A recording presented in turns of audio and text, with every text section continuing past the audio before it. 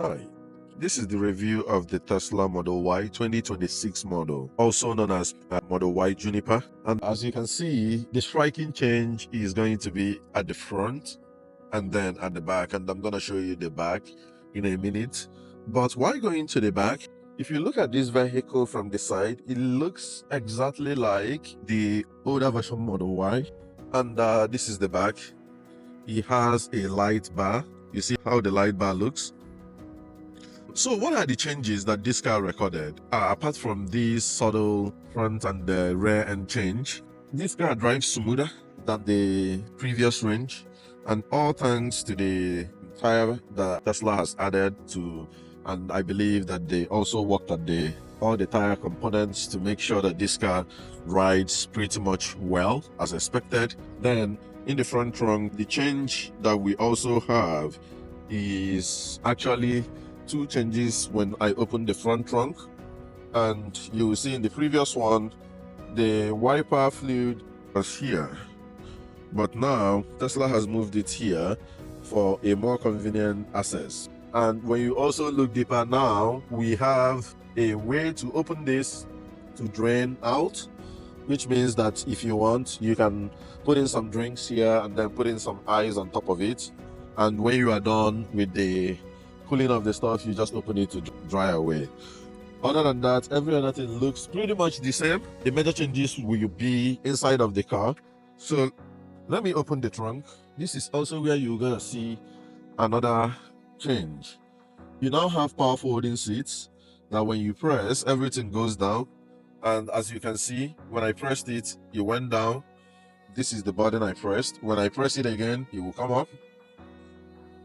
This is the button, it will come up seamlessly. Good. This is also still removable. We have a deeper compartment here where you can also use as your storage to maximize the capacity. We have this side and this side as well. We have some pockets there. Another glaring change will be inside of the cabin. I'm going through the back seat, and let me put this. Number one is that Tesla has added this screen here for the back passengers that sit on the back seat. They will have access to this. They can play YouTube on it or do all sorts. Another thing is that you can see the light bar here on each of the doors. This is the one close to me, by the door close to me. On each of the doors, you will see light bars, and then the front, you will see that the light bar goes all around. This is also a new change. It still has the two USB-Cs, one here, one here.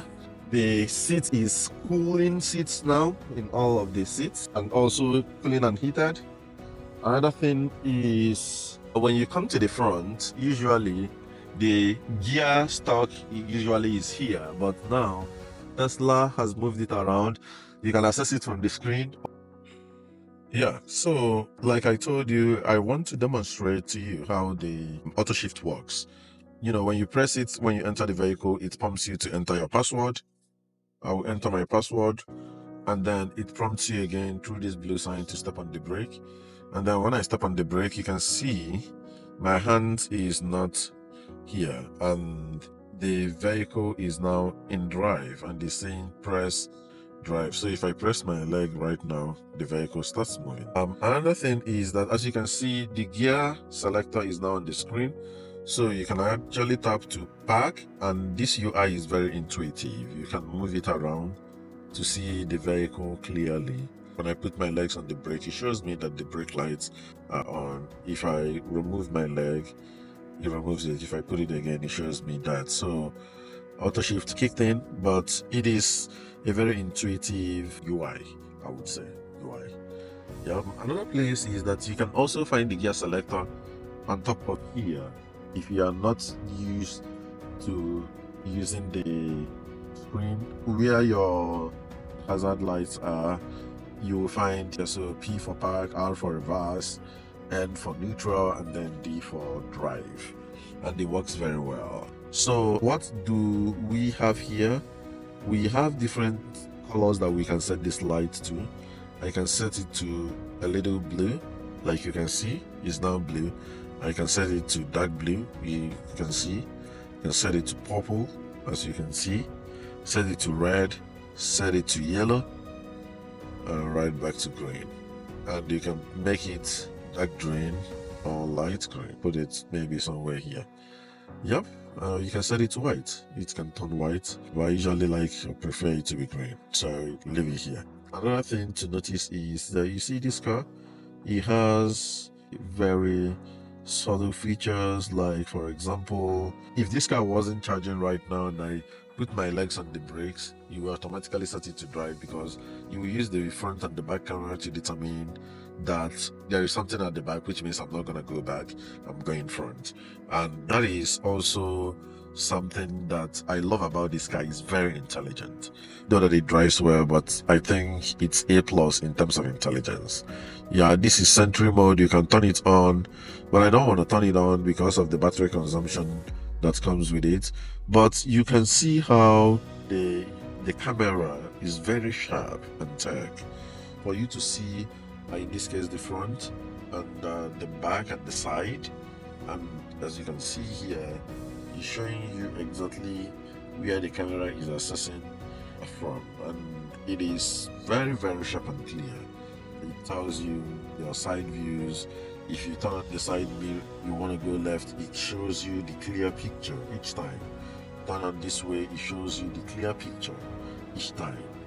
So one of the downsides of Model Y is that the rear mirror visibility is actually not the clearest. But again, in compensating for that, Tesla was kind enough to give us the cameras, and the way these cameras are partitioned, it tells you things that are behind you but not clearly behind you.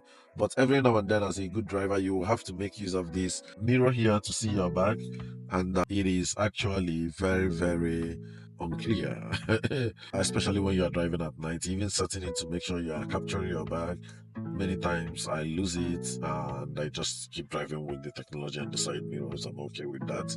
So yeah, again, what do I like? I like the new door design. As you can see, this feels like cloth, but this feels like suede. I like the feeling. And then this comes with 15 speakers round. The vehicle is charging at 66 kilowatts right now, and is saying that I will have to be here for 35 minutes. Usually that is way, way, way less. And perhaps the reason is I did not precondition the battery while coming here. So the visibility here is still very massive. It's pure glass top, so everything is very visible, and that is one thing that I like about the car. When you come inside the car, Tesla usually has a stock here, but now there is no stock. Yeah, there is no stock here. But on this side, Tesla was kind to leave the turning signal sign stock here. In their Model 3, they removed it. When we look at the steering, it's now changed a little. This is a pure leather steering with, I believe, America carbon fiber stuff in here. This is the wiper fluid, and this is the light. So you just press it. It's very responsive. And you turn on your volume up with this. You turn it off up or down, and then it turns off. And if I press the wiper, you see it comes on. If I press it and hold it, it will spray the wiper fluid, as you can see. And when you hit this button, it prompts you to speak to it, the car, to do something. And it's quite responsive. You can tell it to open the glove box and they will open it for you. And then you use this, you press it in to trigger the full self-driving or the autopilot if that's what you have. As you can see, the light strip makes it look more stylish, I would say. Overall, my driving experience with this vehicle has been perfect. You know, Tesla was kind enough. This is the all-wheel drive, and this car gives you 327 miles on the dot without needing any charge. So I can drive it 300 miles and that will be good. And that will be good on it. This vehicle is indeed a joy to use. It's fast. 0 to 60, 4.6 seconds. Faster than a lot SUVs, I would say. Let me put it. Now turn right onto Road. So yeah, that's it.